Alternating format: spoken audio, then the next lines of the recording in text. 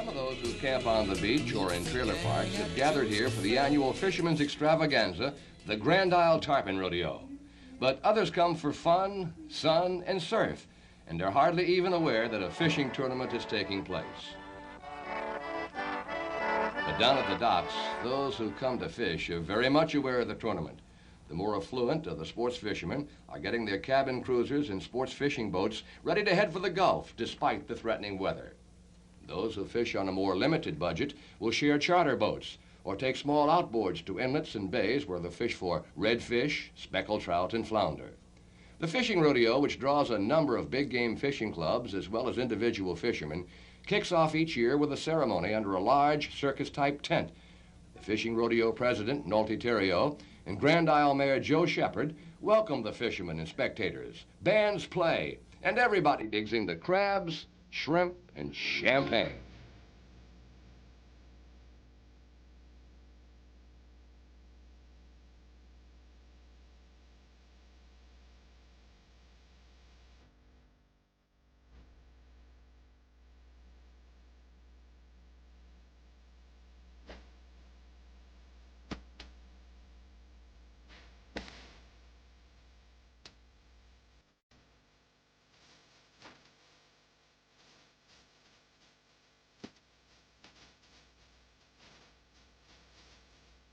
I've been fishing a long time. I've never caught a tarpon.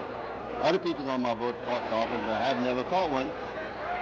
But I had some on my line, and all you need to do to be a tarpon fisher is get a tarpon on your line, and you're a tarpon fisher forever. So I guess the last 3-4 years, I kind of got disgusted, and I thought I would try bill fishing, which I have never done. I started coming down here around 1939. And when I first started fishing Grand Isle, there were no oil rigs in the Gulf. And all we knew to fish in those days were redfish along the shoreline, tarpon. We even caught tarpon in Fort Bayous, Barataria Pass, and off of Southwest Pass. But then along came about 18, 20 years ago, came these man-made reefs put out by the oil companies. And that's 18, 20 years ago came these man-made reefs put out by the oil companies. Good. If the people of Florida would know what they're missing for not having a platform out there to go bottom fish, we call, snappers, amberjack, whatever. If they would ever come down here and fish with us a while, they wouldn't be against some drilling for all offshore Florida. I know, I'm involved with it, I know. And they don't know what they're missing. Really, they don't. Well, I think in this area, the tarpon fishing has been one of the first big game fighting fish that we've ever had. And in the old days, it used to be done different from what we're doing it now. And not as many people were involved in it because they didn't know tarpon fishing as such.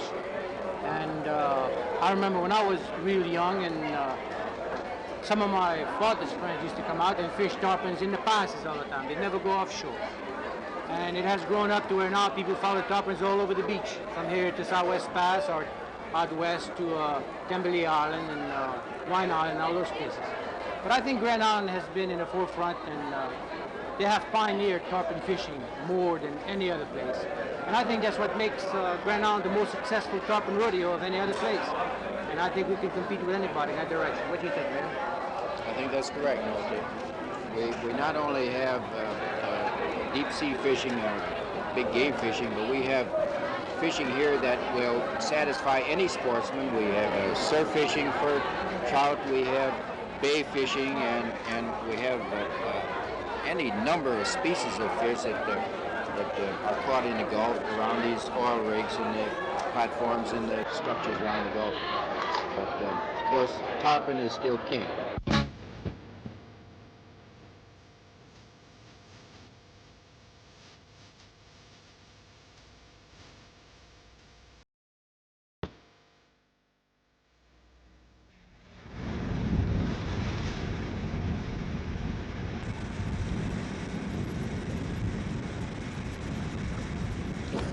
Although hampered quite a bit by foul weather in the Gulf and even ashore, the Grand Isle Tarpon Rodeo drew a record number of fishermen this year.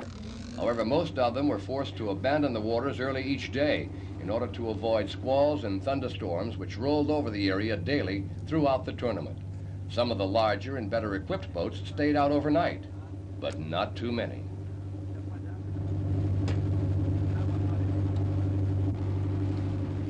The sport fishermen often work in the same vicinity as the commercial fishermen who make their living from the waters of the Gulf.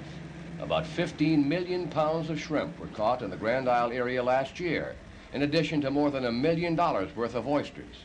The commercial fishermen also bring in crabs, mackerel, and red snapper, which are some of the same fish being sought by the sportsmen who travel to Grand Isle from throughout the state, as well as many other parts of the country.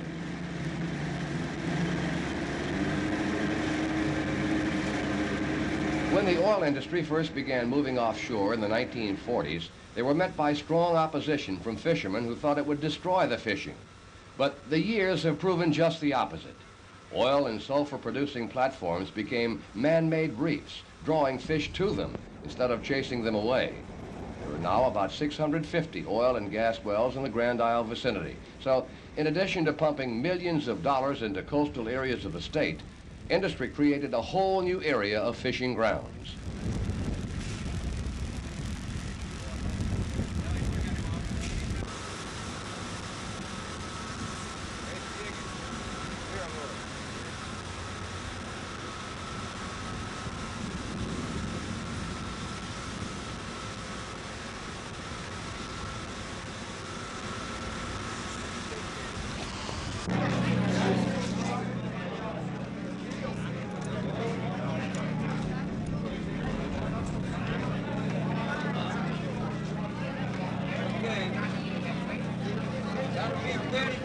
A few minutes at the weighing scales to watch the size and number of fish brought in adequately illustrates why Grand Isle is classed as one of the 10 best fishing areas in the entire world.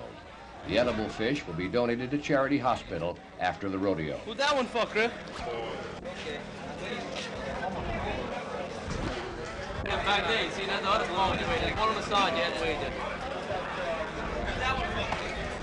Wait, wait. Let him finish waiting up. 5'8". See the other side. Okay. You're not big and down there. That's what George does to it. Who's that for, Chris? Chris, who's that for? That is 5'8". All right, that's this one here.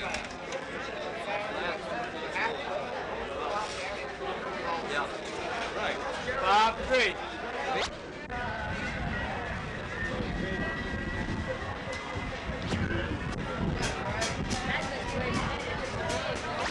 But there's more to a fishing rodeo than just fish.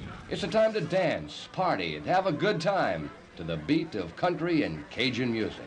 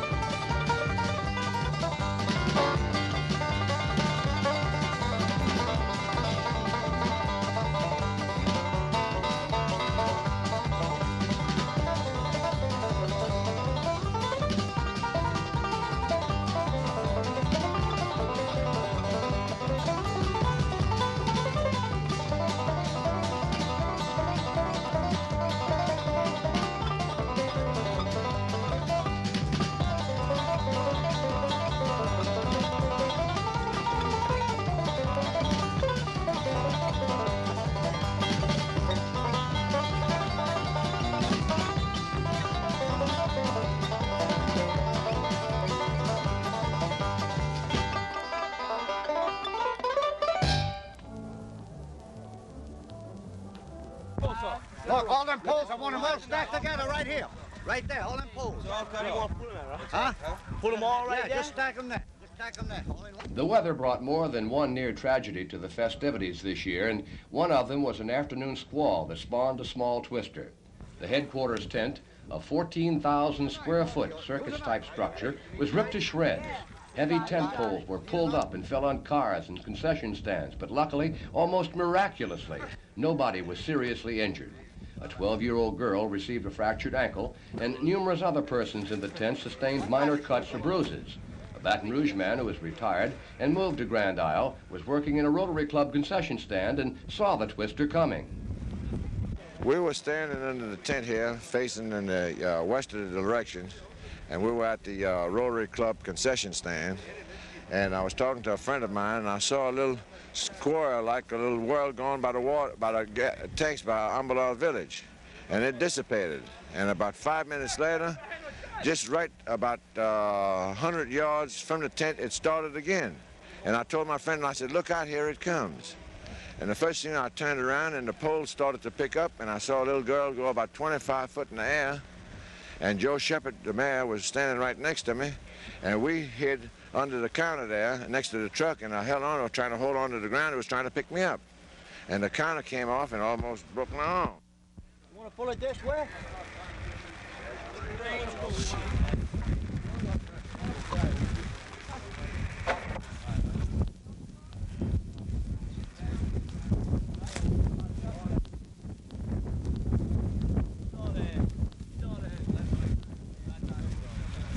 Within hours, workmen had the debris cleared away, and officials arranged for a new tent to be sent in from Memphis, Tennessee. It was in service in less than 24 hours, and the rodeo continued.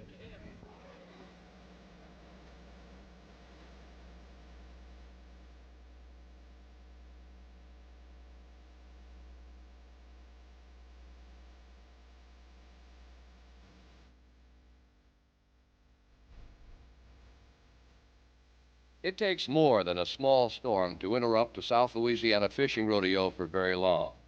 By mid-afternoon, the fishing, singing, dancing, and overall party atmosphere is back in full swing.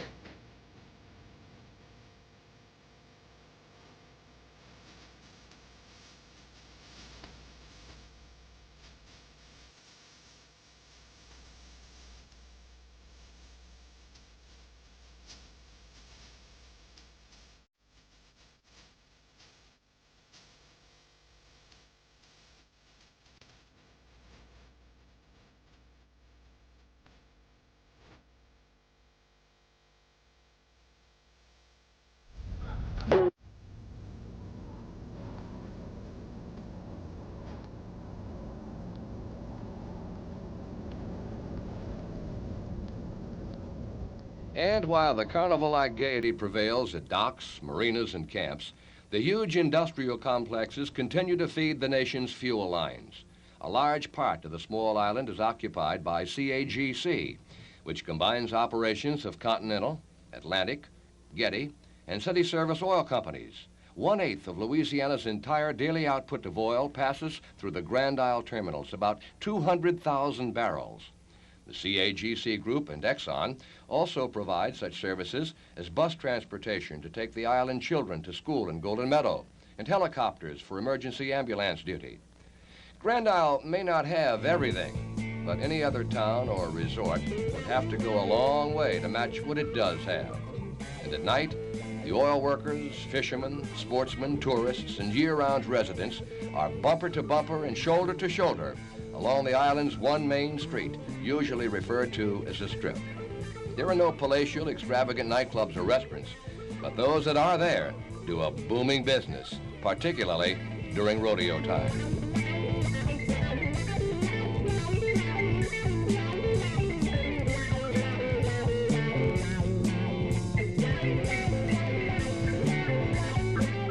In a moment, we'll take a final look at the Grand Island.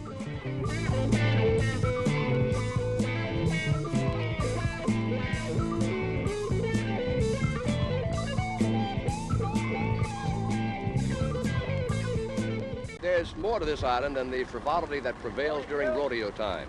The oil industry is here in force, and a happy marriage between the industry and the commercial and sports fishing does exist. Without the support of the oil interest, this rodeo would hardly survive. With the erection of the oil platforms offshore came the fish, and these man-made reefs provide the fishermen their fun, many islanders their livelihood, and the nation its fuel for energy. And at the hub of this gigantic wheel of progress lies this tiny, 8-mile-long island known as Grand Isle, Louisiana.